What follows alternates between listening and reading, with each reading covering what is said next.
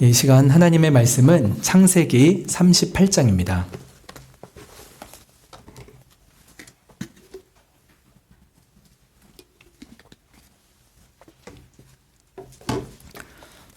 창세기 38장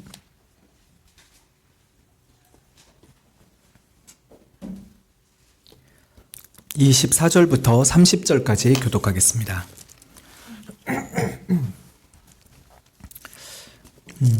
원래 38장 1절부터 설교를 하려고 하는데 시간 관계상 24절부터 30절 마지막 절까지만 읽겠습니다.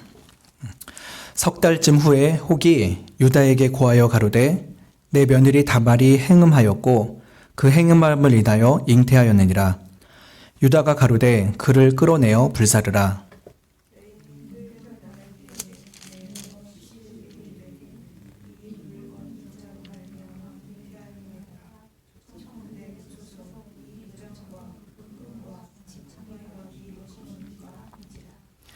유다가 그것들을 알아보고 가로되 그는 나보다 옳도다.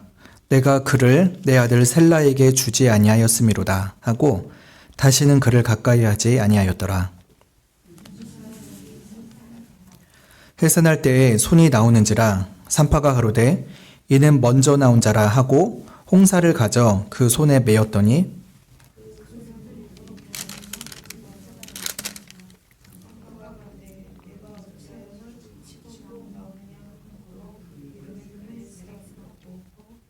그 형제 곧 손에 홍사가 있는 자가 뒤에 나오니 그 이름을 세라라 불렀더라. 아멘. 창세기 37장부터 마지막 50장까지는 요셉의 이야기입니다. 족장의 네 번째 세대가 바로 요셉이죠. 그런데 이 요셉의 서사를 중심으로 하면서도 37장 2절에 보면은 야곱의 약전이 이러하니라 라고 기록이 되어 있습니다. 이것은 37장 2절 먼저 보시면 좋겠는데 야곱 가족의 애굽 이주가 요셉의 애굽 이주부터 시작을 해서 야곱의 후반기 인생뿐만 아니라 이스라엘 건국사에 있어서도 요셉이 매우 중요한 중요한 역할을 감당하리라는 것을 암시합니다. 그러니까 37장에서 요셉은 그 2절 말씀대로 17살의 소년이었을 때 미디안 사람이 애굽의 바로의 신하 보디발에게 팔려가는 비극을 맞이하게 됩니다. 17살이면은 지금 한국으로 하면 고1 정도 나이입니다. 그래서 37장에 요셉의 이야기가 본격적으로 시작이 되는데 37장 끝에서 애굽으로 팔렸더라라고 하는 거예요. 그럼 여러분 38장에서 어떤 얘기로 시작할 거라 예상이 되십니까? 애굽에서 요셉이 그 감옥에서 보디발의 집에서 어떤 삶을 시작을 했는지가 기록될 것 같죠. 그런데 38장 딱 보시면은 무슨 얘기가 시작됩니까? 요셉의 얘기가 아니에요. 유다의 얘기가 시작이 됩니다. 그래서 이 37장부터 요셉의 얘기인데 그리고 50장에서 끝났는데 딱 38장에서 유다 얘기가 삽입이 되는 것입니다. 굳이 이렇게 할 필요가 있었을까? 유다 이야기를 삭제해도 되지 않았을까? 라는 생각이 드는데 하나님께서 모세를 통하여 이 38장을 굳이 기록해 하신 것은 하나님의 깊으신 뜻이 반드시 있기 때문이겠죠. 그래서 오늘은 이 38장의 이야기의 기본적인 전개가 무엇인지를 살펴보고 그 유다 이야기 속에 담긴 하나님의 구원의 비밀이 무엇인지를 보려고 합니다. 38장은 요셉의 네 번째 형 유다에 대한 이야기입니다. 1절부터 11절에는 유다가 결혼을 하고 또 유다의 아들들이 결혼한 이야기가 간략하게 기록이 되어 있습니다. 네, 좀 먼저 아실 것은요. 야곱이 처음 자식을 낳았을 때가 84세입니다. 그리고 7년 동안 4명의 아내를 통해서 12명의 자식을 낳습니다. 7년 동안 12명을 낳아요. 그 중에 11명이 아들이에요. 그리고 딸 1명이 있습니다. 그래서 시간 관계상 이렇게 세밀하게 따지기는 어렵지만 유다는 야곱의 네 번째 아들이고 요셉은 10번째 아들인데 이 둘 사이에 터울이 3년 정도밖에 안 납니다. 7년 동안 11명의 아들이 낳아야 되니까 넷째 아들과 열째 아들 사이의 터울이 생각보다 길지가 않은 거예요. 그래서 요셉이 애굽으로 팔려갈 때 나이가 17살이고요. 그 당시에 유다의 나이가 20살로 추정이 됩니다. 말이 좀 추정이지만 거의 딱 확실합니다. 그래서 나중에 요셉이 이 형들이랑 다시 만나게 되는 때가 39살이거든요. 그러면 팔려간 지 이후로 22년이 흐른 거잖아요. 그럼 유다의 관점으로 보면은 유다가 20살 때 동생이 팔려가고 유다가 애굽의 총리가 된 요셉을 만나게 될 때는 42세가 됩니다. 20살과 42세 사이에 있는 이야기가 오늘 이 38절에 간략하게 담겨 있는 것이죠. 자, 1절부터 보시면은 먼저 청년 유다가 어떻게 결혼을 했는지에 대한 말씀을 먼저 시작을 합니다. 1절과 2절에 있는데요. 제가 말씀을 쭉 읽지는 않을 테니까요. 여러분이 눈으로 부지런히 따라오시면서 보시면 좋겠습니다. 유다는 자기 형제들과 함께 가나안 땅에서 살질 않았고요. 아둘람 사람 히라라는 사람에게 가서 그 근처에서 살게 됩니다. 이 히라라는 사람은 그 뒤에 보면 히람이라고도 기록이 되어 있는데 할례받지 못한 이방인입니다. 그래서 하나님의 언약이 없는 사람과 오랫동안 친분을 쌓으면서 살았던 것이죠. 이 유다라는 사람이 보면은 좀 형편없는 사람이에요. 우리가 나중에 보면 유다의 혈통에서 예수님이 오시니까 굉장한 그 신앙의 인물처럼 보이기도 하지만요. 이 유다의 전반기의 삶을 보면은요. 아주 진짜 별로예요. 인간적으로 봐도 너무 별로인 사람이에요. 근데 그것 중에 한 가지가 하나님의 언약에 대해서 매우 무감각해서요. 가나안 사람과 이스라엘 사람과 어울리지 않고 이방인 가나안 사람과 어울려서 그 동네에 가서 삽니다. 그런데 그뿐만 아니라 결혼에 있어서까지도 불경건한 이방 여인과 결혼을 합니다. 2절에 가나안 사람 수아라 하는 사람의 딸을 취하여 동침하였다라고 하였죠. 그래서 친구도 할례받지 않은 이방인, 또 그의 아내도 하나님과 전혀 상관없는 불신자, 우상숭배자 여인을 아내로 맞이했던 것이죠. 할아버지 이삭이 자기 아버지 야곱을 밧단 아람으로 보내서 라헬과 결혼시킨 것 등의 역사를 들었을 때 그 자신의 가문이 매우 독특한 언약 가문이라는 것을 익히 들었을 텐데도 이 유다는 내가 언약 가문의 혈통을 지켜야 된다라고 하는 그런 영적 정체성이 없었습니다. 그래서 내가 마음에 드는 친구 만나고 내가 마음에 드는 여자 만나서 결혼하는 그런 삶을 살았죠. 영적으로 아무 감각이 없는 그런 사람으로 보입니다. 이 가나안 여인과의 사이에서 세 아들을 낳습니다. 이제 3절부터 5절에 기록되어 있는데 이름이 무엇입니까? 첫째는 엘이고요. 둘째는 4절에 있는 대로 오난, 그리고 셋째 아들은 셀라입니다. 엘, 오난, 셀라, 이 세 아들을 낳았습니다. 그래서 이제는 이 유다의 자식들이 어떤 결혼했는지 그 2세대로 얘기가 넘어갑니다. 6절에 보시면은 유다가 자기 장자 아들을 위해서 아내를 취했는데 그 아내 이름이 바로 다말입니다. 오늘의 그 주인공 중에 한 명이죠. 다말. 이때 나이가 아마 유다의 나이가 37세 전후일 것 같습니다.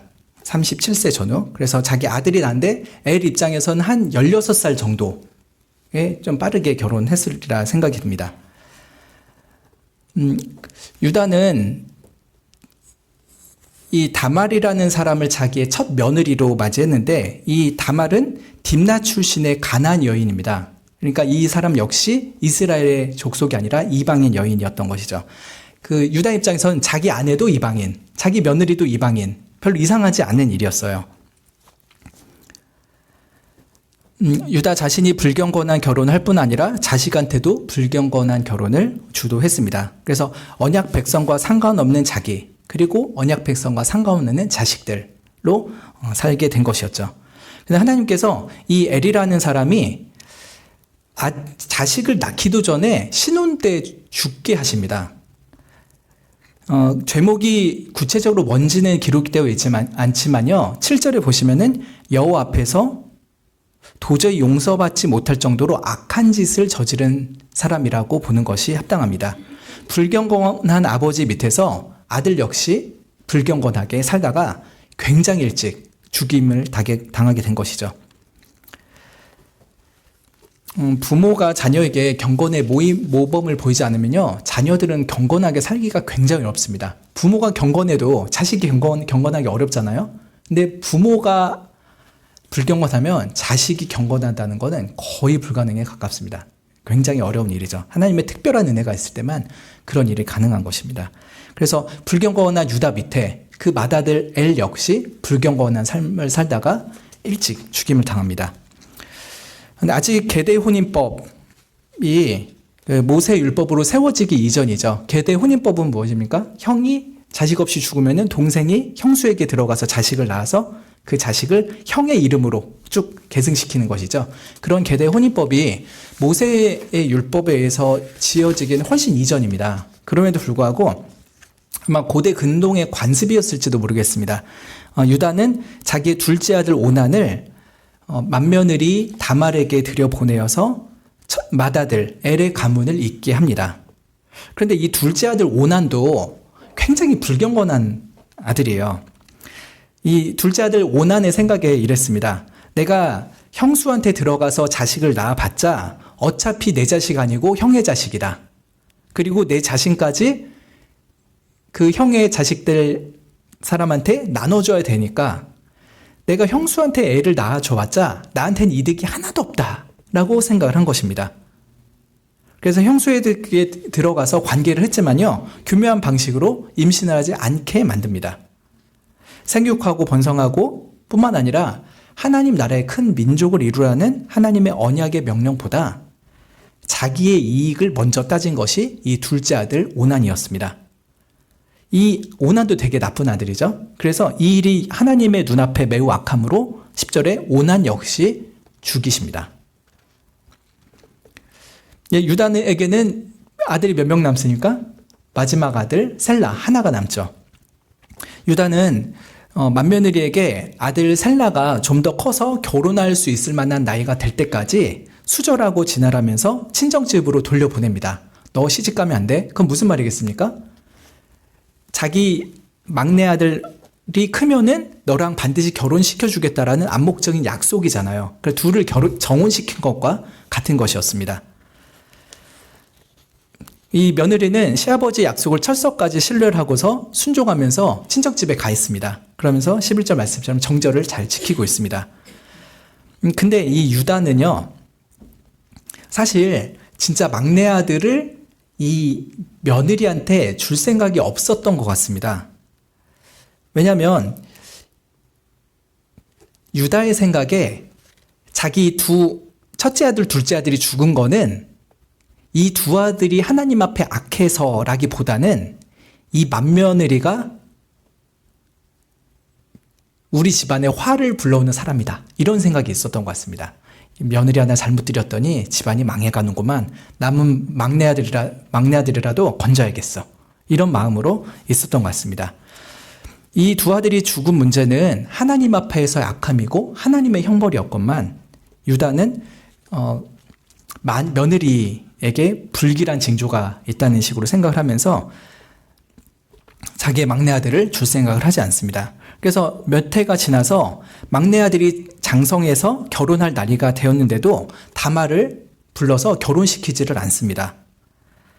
이 유다 역시 하나님의 명령대로 언약 자손을 출산하게 해야 되는 그런 의무에 관심이 없었던 것이죠. 그래서 아버지도 첫째 아들도 둘째 아들도 다 하나님의 언약에는 관심이 없는 그런 집안이었습니다. 이제 12절부터 이제 새로운 얘기가 시작이 되는데요. 유다가 자기의 가나안 출신의 아내가 죽은 후에 좀 마음을 좀 추스리는 기간을 갖습니다. 그리고 나서 가나안 친구 아둘람 사람 히라와 함께 딥나라는 곳으로 가서 자기 그냥 양털을 깎습니다. 양이 털이 굉장히 많으면 깎아줘야 되잖아요. 그걸 또 팔기도 하고, 그렇죠? 그 양털을 깎던 때에 이제 많은 소득을 얻으니까 남자들 이렇게 막 돈 벌면은 갑자기 막 기분이 좋아지잖아요. 그래서 막 친구랑 안 하던 짓도 하고 막 술도 마시고 이럴 수도 있잖아요. 딥나에서 이 유다가 양털을 깎으러 왔다라고 한 얘기를 그 며느리 다말이 듣게 됩니다. 아마도 시아버지가 몇 년 동안 기별도 안 했을 거예요. 근데 시아버지가 우리 동네 딥나에 왔다고? 기회다. 라는 생각으로 시아버지에게 뭔가 특별한 일을 하려고 계획을 합니다. 며느리 다말이 시아버지를 속일 계략을 짰는데요. 이거였습니다. 과부가 아마 특유의 옷을 입고 있었던 것 같습니다. 근데 그 옷을 벗고서 창녀들이 입는 좀 야시시한 옷을 입고서 딥나의 길 곁에 있는 에나임 문이라는 곳에서 이 유다를 기다립니다. 13절, 14절에 있는데요. 그래서 이 며느리가 창녀인 척하고서 시아버지가 지나갈 만한 길목에 있는 것입니다. 왜 그랬습니까? 막내 아들 셀라가 다 커서 지금 자기한테 장가와도 될 만한 나이가 됐음에도 불구하고 자기를 그의 아내로 결혼시켜주지 않는 그 시아버지의 불의함을 인식하면서 이 시아버지한테서라도 내가 자식을 얻어내야겠다라고 생각한 거예요. 이 다말이라는 사람도 보통 사람 아닙니다. 이 성도 보통 여자는 아니에요. 예. 왜 이렇게 다말은 자식을 낳는 것에 집착을 했을까요? 이 정도 되면은 그냥 내 팔자가 자식 없는 팔자인가 보다 하면서 그렇게도 살 법도 하잖아요. 아니면 다른 정상적인 남자랑 결혼을 해서 아기를 낳아도 될 텐데 왜 굳이 그 시아버지한테까지라도 아이를 얻어내려고 했을까요? 정말 이유는 잘 모르겠습니다. 섣불리 판단하기는 어렵지만 이 다말이 여호와의 신앙이 아주 출중하여서 유다의 가문을 유지하고 하나님의 언약 백성을 낳아야만 하겠다. 그런 마음으로 했는지도 모르겠습니다. 근데 어떠십니까? 그렇게 판단되십니까? 믿음이 너무 좋아서 그 목적을 이루기 위해서 방법에 있어서는 좀 불이했지만 숭고한 믿음이었다. 이렇게 볼 수 있을까요? 그러기는 좀 쉽지 않은 것 같은 게요. 이 다말이 시집온 유다 집안이 여호와의 신앙을 그렇게 귀히 여기는 집안이었습니까? 안 그러죠. 유다도 안 그러고 첫째 아들, 둘째 아들 다 하나님과 거의 상관없는 삶을 사는 집안이었습니다. 안 그래도 이방 우상 숭배하던 여인이 이 불경건한 집안에 왔다고 해서 갑자기 여호와를 잘 믿는 신앙인으로 변모하기는 좀 어렵겠죠. 그래서 하나님을 믿는 믿음 또 언약 가문을 이어야겠다는 그 신앙 가지고 다말이 이런 일을 꾸몄다고 보기는 쉽지 않을 것 같습니다. 그럼 또 다른 동기는 뭐가 있을까요? 고대 근동의 관습대로 가문을 이으려는 집념이라고 본다면은 아마 그래도 남편이라도 있고 자식이 있어야 여인으로서 그 사회에서 살아남을 수 있다라는 절박함이 있었을지도 모르겠습니다. 아들이라도 있어야지. 그리고 아들이 있으면은 시아버지가 아버지 노릇하면서 먹여 살려주고 또 보호를 해주겠죠. 그런 세속적인 이익을 노리면서 했을지도 모르겠습니다. 근데 그렇다 치더라도 굳이 그러지 않고 그냥 다른 남자한테 시집가는 게 더 낫지 않았을까 싶기도 해요. 그래서 다말이 왜 이랬는지 동기를 정말 잘 모르겠습니다. 신앙 때문인지 세속적인 욕구 때문인지 잘 모르겠습니다. 아무튼 그 여인은 시아버지로부터까지 아이를 낳을 계획을 짭니다. 15절부터 18절에는 유다는 그 아내를 사별한 이후에 그 욕정을 해소하고자 미지의 여인, 그 창녀에게까지 들어가려고 했었습니다.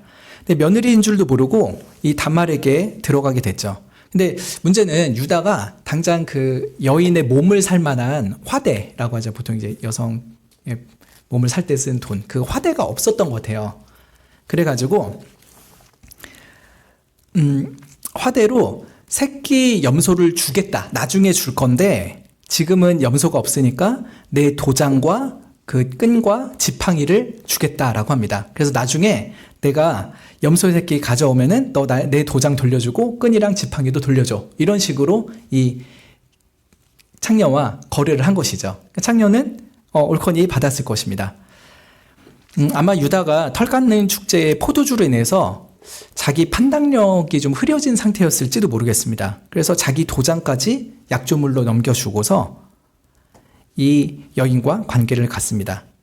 다말은 나중에 자기 아버지의 정체가 누구인지를 밝히기 위해서 이 물건을 아주 소중하게 간직을 합니다. 그리고 어떻게 보면 다말이 짜놓은 덫에 이 유다가 걸려드는 걸 수도 있겠죠. 그리고 다말은 그 시아버지와의 관계를 가진 후에 19절에 집으로 돌아가서 과부의 의복으로 도로 갈아입게 됩니다. 전에는 유다가 다말을 몇 년 동안 속여왔잖아요. 근데 이번엔 며느리가 시아버지를 속인 것입니다. 1차 범죄는 유다이겠죠? 그러나 악한 자구책을 도모한 다말 역시 범죄자라고 볼 수 있습니다. 이 집안이 정말 이상한 집안이에요. 그냥 여러분 보통 막장 드라마를 써도 이렇게는 안 쓸 것 같잖아요. 예, 그것보다 더 심한 일들이 이 집안에서 일어나고 있습니다. 그래서 유다의 첫 번째 범죄가 또 다른 범죄인 며느리의 범죄로 이어지게 된 것이었습니다. 20절부터 22절에 얼마 후 유다는 아둘람 사람 히라의 손에다가 염소 새끼를 보냅니다. 그러면서 그 창녀에게서 약조물인 도장, 끈, 지팡이를 찾아오라고 했죠. 친구한테 부탁한 거야. 야, 여기 염소 새끼 좀 대신 전해주고 내 물건 좀 그 여자한테 받아와라 라고 히라한테 부탁을 한 거죠. 근데 갔는데 그런 여자가 없다는 거예요. 이게 좀 교회에서 이런 말 하긴 그렇지만 귀신이 곡할 노릇이죠. 아니 내가 분명히 그 여인과 거기 있는 그 딥나에 있었던 여인과 관계를 했고 약점을 줬는데 그런 여자 자체가 없다고? 그 동네에는 그 길목에는 그 창녀가 없었다고? 이게 되게 이상한 일이 되었죠. 근데 여러분이 유다라면 어떻게 하시겠습니까? 끝까지 그 약점을 찾아내시겠습니까?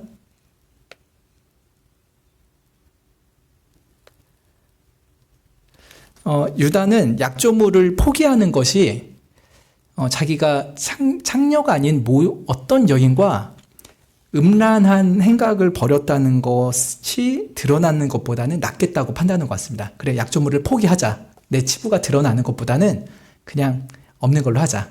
이런 마음으로 그 여인을 찾아내는 일을 중단을 합니다. 그리고 이렇게 가면은 아무 일 없이 그냥 이 상황이 끝날만 했었어요. 그 여인은 그냥 있다가 싹 사라진 거고요. 그 여인의 존재를 아는 것은 유다와 그의 가나안 친구 히라 뿐인 것입니다. 그래서 이 세 사람이 아무 말 안 하고 있으면요, 이 해프닝은 전혀 없었던 것처럼 덮일 수 있는 문제였죠. 그런데 하나님의 섭리가 참 오묘해요. 하나님께서 이 사람들의 괴악한 죄행들을 하나씩 들춰내기 시작합니다. 걷잡을 수 없이 드러난데요. 그 발단은 24절부터 있는 것처럼 석 달 후에 이 셋째 아들과 정혼해 놓았던 며느리 다말이 행음을 해서 임신했다는 소문이 난 것입니다. 석 달쯤 되면 조금씩 배가 불러오잖아요. 그런데 이제 주변 사람 들으니까 아마 입덧을 했을지도 모르겠어요. 그러니까 이게 이 정도면 감출 수가 없죠. 그냥 배부르면 좀 배가 많이 나온 여성인가 보다 싶지만 입덧은 그냥 빼도 박도 못하는 증거잖아요. 그렇게 해서 남편이 없는 며느리 다말이 임신했다는 소식이 시아버지한테까지 들리게 됩니다. 시아버지는 엄청 화를 냅니다. 아니, 이 며느리가 무슨 정신으로 이런 일을 한 거지? 내가 분명히 셋째 아들 준다고 했는데 고세를 못 참고 땀남자랑 바람을 펴서 임신을 했다고? 그래가지고 아마 가장의 생사 여탈권이 있었던 것으로 보입니다. 그러니까 며느리가 잘못하면은 그 시아버지가 죽일지 살지를 결정할 수 있었던 것 같습니다. 그래서 그 생사 여탈권을 사용을 해서 며느리를 화형시켜 버려라 라고 한 것이었습니다. 이게 정말 그 내로남불의 전형이죠. 자기는 뒤에서 이상한 짓 하고 다니면서 며느리가 그런 게 들통나니까 며느리만 뭐라고 하는 것이옵니다. 다말이 공개적으로 끌려옵니다. 25절에. 그러면서 하는 말이 이 물건 임자로 말미해서 내가 임신했습니다 라고 밝힙니다. 청컨대 보십시오. 이 도장과 이 끈과 지팡이가 누구 겁니까? 라고 하면서 약조물을 시아버지한테 보냅니다. 26절에 시아버지가 자기의 물건을 알아보고서는 깜짝 놀랐겠죠. 그러면서 말합니다. 그녀가 나보다 옳다. 내가 그녀를 내 아들 셀라에게 주지 아니하였기 때문에 그녀가 이렇게 해서라도 자식을 낳으려고 했다. 라고 하면서 다말에 대한 화형을 취소를 합니다. 결코 다말의 근친 상간죄를 인정하는 것은 아닐지라도 셋째 아들을 그녀에게 주지 않았던 자신의 불의함을 솔직하게 시인을 한 것이고요. 다말에게 용서를 베푼 것입니다. 아마도 이 사건이 유다의 인생 가운데 가장 큰 충격적인 사건이었을 것입니다. 예전에 유다는 어떤 삶을 살았습니까? 가나안 사람과 어울리고 가나안 여인과 결혼하고 가나안 며느리를 드릴 정도로 하나님의 언약과는 상관없는 불경건한 삶을 살았습니다. 근데 이 사건이 유다의 영혼을 쾅 망치로 치듯이 쾅 친 것 같습니다. 내가 도대체 어떤 삶을 살고 있었던 거지? 내 할아버지,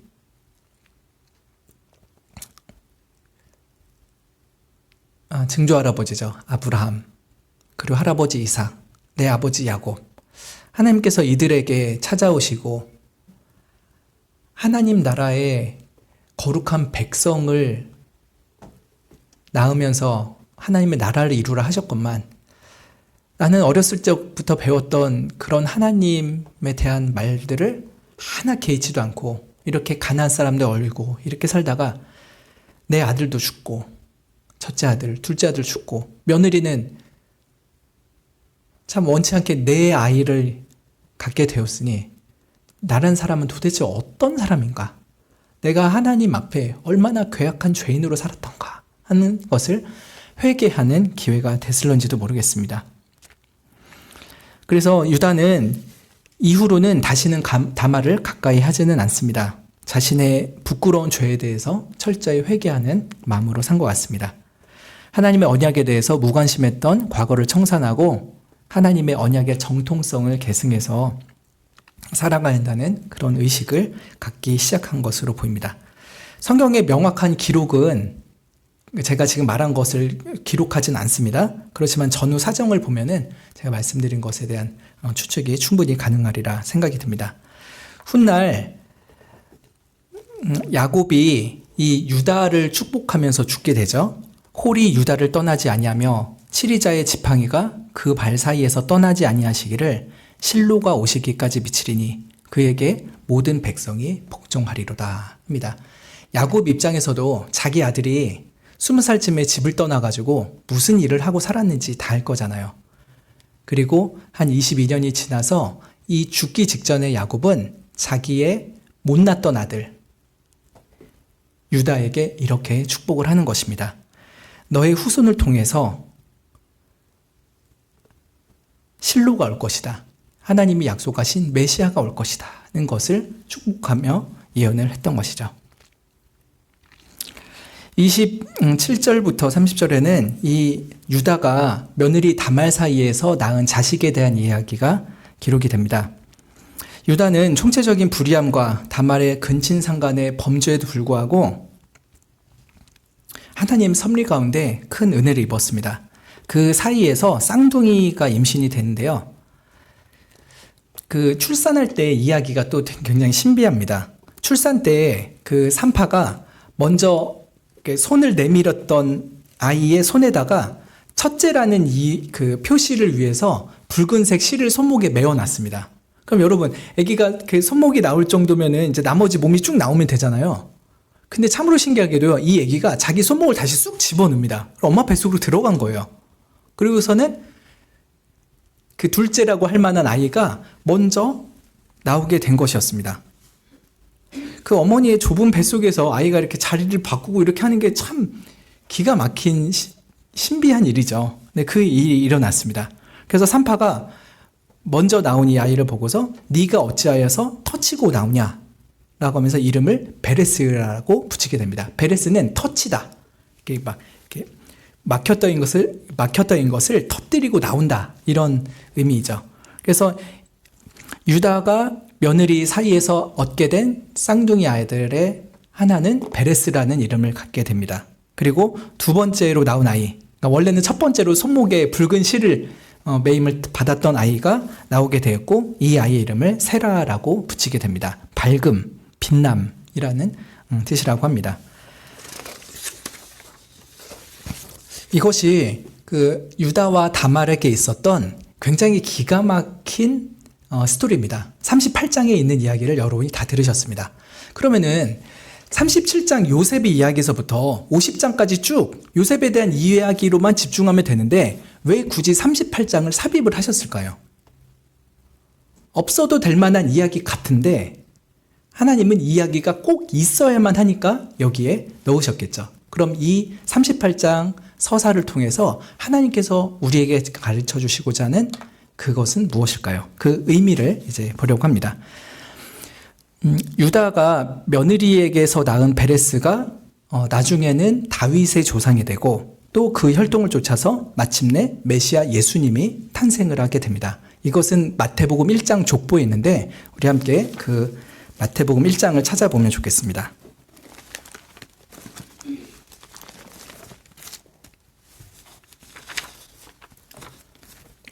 마태복음 1장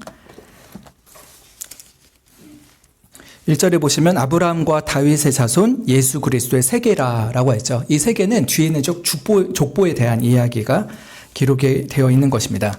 근데 3절에 보시면 유다는 다말에게서 베레스와 세라를 낳고 라고 되죠. 그리고 베레스는 헤스론을 낳고 헤스론은 람을 낳는다 해서 이 유다의 족보가 쌍둥이 베레스를 통해서 쭉 이어진다는 것을 아실 수 있을 겁니다.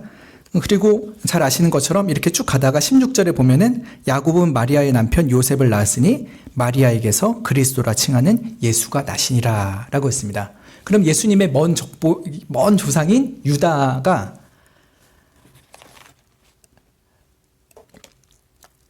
분명히 하나님께서 예수님의 그 직계 조상으로 주신 인물이라는 것을 알 수가 있는 것이죠.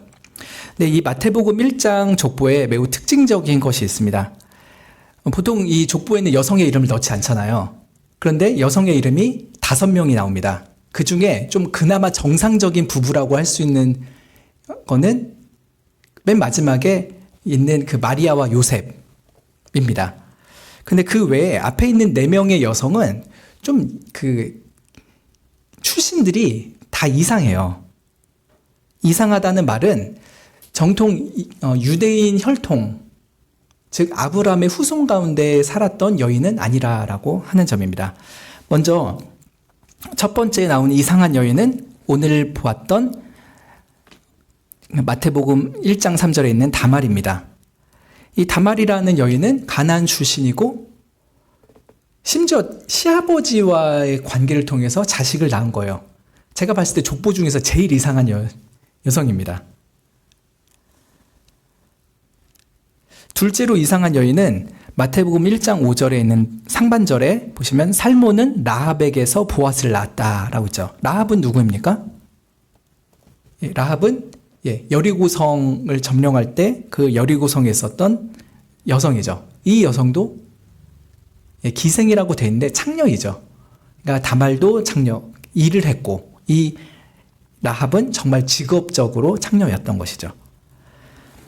그리고 세 번째 이상한 여인은 5절 하반절에 있는 것처럼 보아스는 룻에게서 오벳을 낳고 오벳은 이새를 낳았다라고 하죠. 이 룻은 누구입니까? 모압 출신의 여성이죠. 근데 이 모압이라는 족속은 또 어떤 족속입니까? 롯이라는 아브라함의 조카가 자기 딸 가운데서 낳은 자식이 이 모압이에요. 그러니까 사실은 이 룻이라는 여인의 집안도 쭉 내력을 올라가면은 근친상간 속에서 태어난 혈통이라는 것을 알 수가 있습니다. 그리고 네 번째 이상한 여인은 6절에 있는 것처럼 다윗은 우리야의 아내에게서 솔로몬을 낳고 라고 하였죠. 지금 앞에서는 그 여인의 이름을 말했습니다. 다말, 라합, 룻. 그러면 다윗의 아내는 뭐라고 이름을 해야 될까요? 밧세바라고 해야 되잖아요. 근데 밧세바라는 실명을 거론 안 하고요. 일부러 우리야의 아내라고 하는 거예요. 그 충직했던 장군 우리야의 아내를 강탈하고 그 우리야를 죽인 그 다윗의 범죄 속에서 태어난 것이 바로 예수님이다는 것을 알리려고 하는 것이죠. 그래서 1장 3절부터 6절에 있는 4명의 여인 중에 참 하나님 앞에서 너무나도 추악한 범죄 없이 있는 여인이 없는 것입니다. 영적인 순혈주의를 고집하는 유대인들이 지금 요새 이스라엘 봐도 굉장히 그 영적인 혈통을 굉장히 중시하잖아요. 요새 시대까지도. 근데 예전에 훨씬 더 그랬겠죠. 근데 그 유대인 출신인 마가가 이 자기 메시아인 예수님의 족보를 기록할 때 어떻게 보면 이렇게 정말 너무나도 죄악으로 얼룩지고 더럽고 시궁창 같은 족보를 기록하는 것은 매우 어려웠을 것입니다. 전적으로 하나님께서 이 예수님의 족보, 즉 아브라함의 후손이고 다윗의 후손으로 오신 예수님의 족보가 사실은 이렇게 죄악으로 점철되어 있다는 것을 기록하게 하시지 않았다면은 마태는 기록하지 않았을 것 같아요. 우리 그 이스라엘의 혈통이, 게다가 우리 예수님의 혈통이 이렇게 지저분합니다는 것을 굳이 밝히지는 않으려고 했었겠죠. 그러나 하나님께서는 성령으로 영감하셔서 마태에게 굳이 이런 여인들의 이름을 기록하게 하신 것이었습니다. 특히 모세를 통해서 창세기 38장에서 유다 다말 사건을 삽입하여 기록하게 하신 이유, 또 마태를 통해서 그 여인의 이름을 이 1장 족보에 기록하게 하신 이유, 그것이 무엇이겠습니까? 왜 이렇게 치부를 하나님은 굳이 기록을 하실까요? 두 가지 목적이 있으리라 생각이 듭니다. 한 가지는 인간의 모든 자랑을 거절하시는 하나님이심을 드러내기 위함입니다.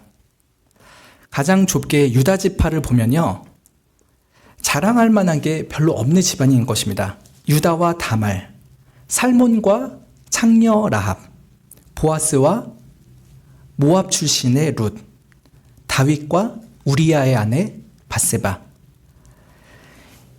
이 유다 지파는 그 지파의 최대 수치들이 다 기록된 그런 창세기와 마태복음을 갖고 있는 것입니다. 그 가문이 고귀하기 때문에 메시아가 그 가문에서 태어나야만 했다라고 하는 인간적인 자랑을 모두가 거절하는 것입니다. 오히려 이 유다 지파는 어떤 가문보다, 심지어 이방에 있는 불신자 가정보다도 훨씬 더 타락한 집안인 것이에요. 여러분, 유다 가문 생각해보세요. 동네에 이런 집안이 있다 생각해보세요. 와, 정말 그 상종도 못할 사람이라고 생각하겠죠. 근데 그런 유다 집안에서 베레스가 태어나고, 베레스의 쭉 후손 가운데 다윗이 태어나고, 더 후손 가운데 예수님이 태어나는 것입니다. 늘 민족적인 자부심에 부풀어 있는 유대인들에게 너희들이 그토록 자랑하는 아브라함, 너희들이 그토록 자랑하는 다윗의 족보책이 얼마나 죄로 얼룩져 있는지를 보라라고 하시는 것입니다. 이스라엘 자체에는, 심지어 유다 지파 가운데도 어떠한 자랑할 만한 거리도 공로도 없는 것입니다. 그래서 하나님께서 이 창세기 38장과 마태복음 1장의 족보에 여인을 굳이 기록하신 이유는, 한 가지는 인간의 모든 자랑을 거절하시는 하나님이라는 것을 보여주시는 것입니다. 두 번째는 하나님과 그리스도의 무조건적인 사랑을 강조하시기 위함입니다.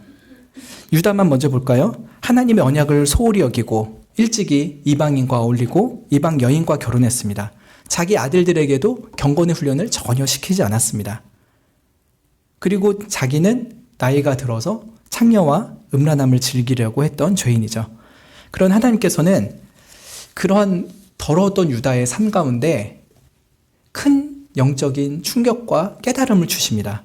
그러면서 그가 자신의 삶을 돌이키고 이제 하나님 앞에 더 경건한 삶을 살고자 하는 애씀을 갖게 하시죠. 그래서 유다가 요셉이 죽게 생겼을 때 그 유다가 요셉을 굉장히 많이 편들어 주는 것을 보고 또 나중에 야곱을 위해서도 자기의 삶을 내어 드릴 만큼 힘쓰는 것을 보게 됩니다.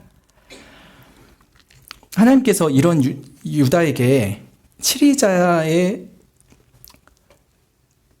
조상이 되리라는 약속까지 주신 것은 유다의 덕행이 아니라 그저 하나님의 값없는 용서와 사랑 때문인 것이죠. 유다가 잘해서 그의 후손 가운데 예수님이 오는 것이 아니라 그저 하나님께서 유다에게 무조건적인 사랑과 은혜를 베풀어 주셨기 때문에 유다가 예수님의 조상이 된 것입니다.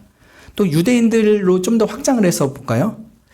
유대인이란 민족 자체도 하나님의 선택을 받을 만한 자격을 갖춘 민족이 아니었습니다. 수많은 민족 중에서 하나님께서 정말 약한 그 민족을 들어서 하나님의 강대하신 나라를 드러내기를 원하셨던 것입니다. 그리고 그들을 위하여서 자기의 외아들 예수 그리스도를 아낌없이 내어주실 것도 약속을 하여 주신 것이었죠. 이렇게 죄로 물들어 있는 유대인들에게도 하나님께서는 그 사랑을 변함없이 베풀어 주신 것이었습니다. 그래서 이 하나님의 무조건적인 사랑이 유다의 죄, 그리고 유대인들의 모든 죄를 능가해서 구원의 주인이신 예수 그리스도가 탄생하게 되는 큰 은혜를 입게 된 것이었습니다. 나중에 예수님께서 마태복음 9장 13절에 이런 말씀하십니다. 내가 이 땅에 온 것은 의인을 부르러 온 것이 아니라 죄인을 부르러 온 것이다. 이것을 예수님의 족보 자체에서부터 증명해 내신 것입니다. 우리 집안이 의로워서 내가 여기서 탄생한 것이 아니라 우리 집안은 죄인의 집안이지만 내가 이 가운데 태어나서 모든 죄인들을 구원하러 왔노라는 것을 보여주신 것이었습니다. 그래서 하나님은 이런 수치스러운 유다 지파의 역사를 숨기지 아니하시고 그리스도의 족보에 의도적으로 기술하심으로써 교회의 구원이 사람의 경건함에 달려있는 것이 아니라 오직 하나님의 무조건적인 은혜에 달려있다는 것을 강력하게 보여주신 것이었습니다. 그래서 창세기 38장은 요셉을 통하여서 하나님이 언약 백성들을 애굽에서 보존하시고 또 그들을 다시 가나안 땅으로 돌아오게 하셔서 하나님의 나라를 이루게 하실 것이지만 그러한 이스라엘의 형편이 그들의 경건함 때문이 아니라 오직 하나님의 무조건적인 은혜만으로 구원을 받게 된 것이라는 것을 알려주시는 것이었습니다. 요셉의 이야기는 굉장히 거룩하잖아요. 요셉이 죄를 지은 게 기억이 나십니까?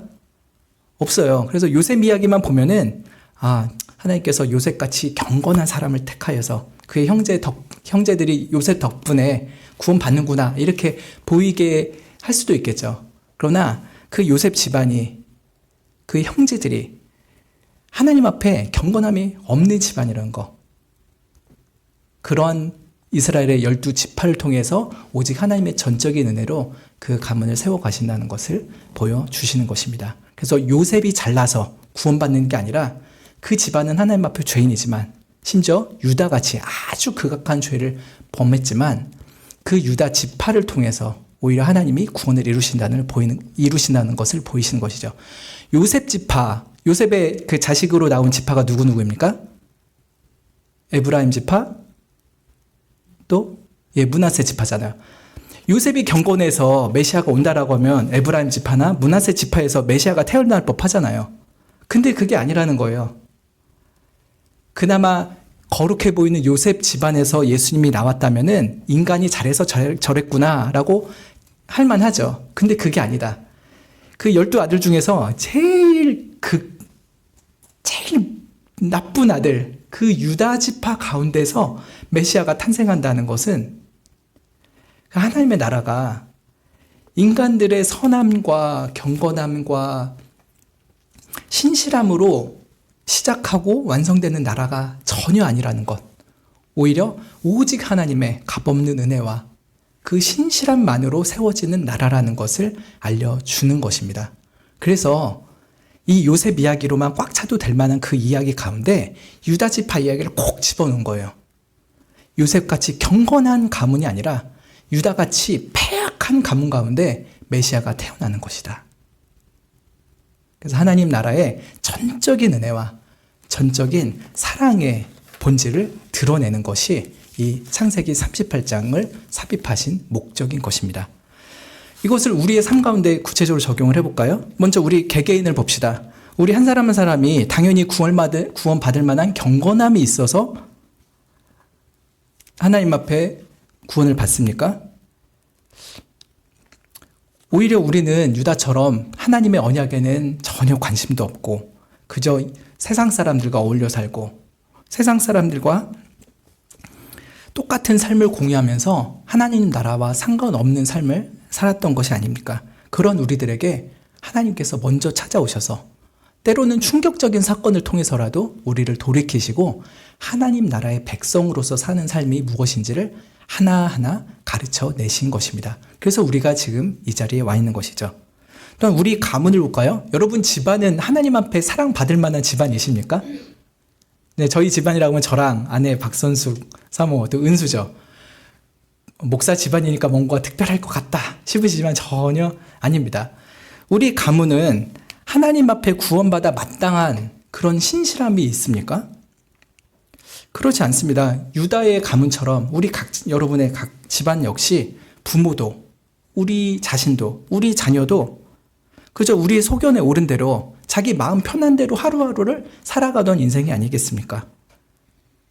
그러나 우리 가문이 하나님의 은혜를 입는다면은 그것은 우리의 공로 때문이 아니라 정말 우리 가족을, 우리 가정을, 우리 친족들을 사랑하시는 하나님의 전적인 은혜인 것이죠. 흔히 우리 이런 얘기 하잖아요. 믿음의 명문가. 하나님이 이 집안은 참으로 신실하고 경건한 집안이어서 이 집안에 은혜를 베푸신다? 그것 또한 인간의 공로주의적인 발상이 아닌가 하는 생각도 듭니다.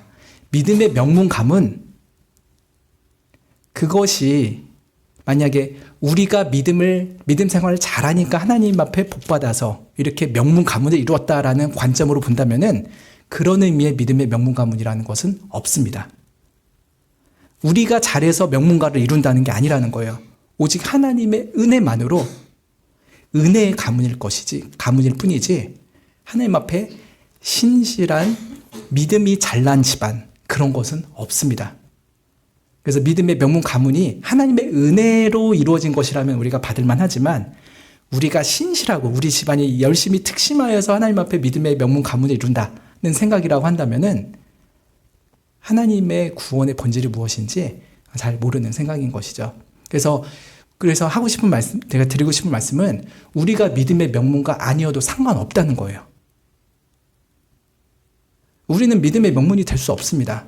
그저 하나님의 은혜를 담는 그릇으로서의 가문일 뿐인 것이죠. 우리 교회로 또 확장을 해볼까요? 우리 교회는 하나님께 은혜를 받을 만한 독특한 성결함과 신실함이 넘치는가? 하나님이 우리를 구원하지 않으면 안 될 만큼 하나님의 구원을 강제할 만큼의 우리의 공로가 있는가 했을 때 또 그런 것은 아닙니다. 하나님을 향한 예배도 이웃을 향한 사랑도 우리는 다 흠결이 있습니다. 불완전하고 이것 자체 때문에 하나님의 사랑을 받을 그런 것은 없는 것이죠. 하나님이 이 교회를 사랑하신다면 우리의 어떠함이 아니라 오직 하나님의 전적인 은혜를 내려주시는 것 뿐입니다.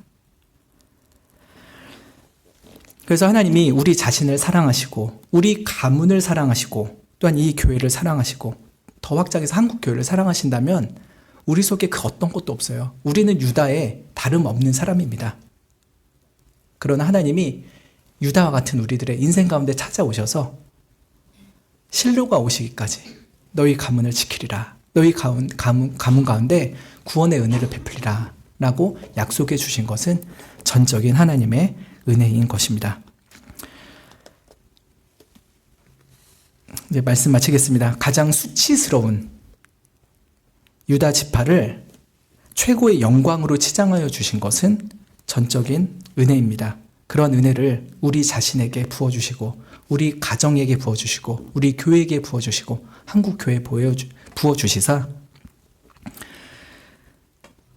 우리의 어떠함이 아니라 오직 예수 그리스도의 아름다운 사랑 때문에 하나님의 그 변함없는 언약의 신실하심 때문에 우리가 구원받았다 하며 오직 하나님만을 찬양하고 주님께만 모든 영광을 돌리는 우리가 되면 좋겠습니다. 네, 기도하고 마치겠습니다. 하나님, 우리는 영적으로 참으로 무감각하고 우매하여서 우리 자신이 꽤 잘나 보입니다. 꽤 괜찮아 보이고 우리가 이 정도나 하니까 하나님의 은혜 받을 만한 사람이라고 착각하는 것이 일수입니다. 이런 우리들에게 유다의 이야기를 깨닫게 하여 주시사 우리 또한 유다처럼 괴악하고 참으로 죄로 월룩진 자임을 깊이 깨닫게 하여 주시사 우리가 구원받음이 오직 하나님의 무한하신 사랑과 변함없는 신실함임을 깨달아 정말 하나님만을 높이고 하나님께 모든 감사의 찬양을 올릴 수 있게 하여 주시옵소서. 예수님의 이름으로 기도드립니다.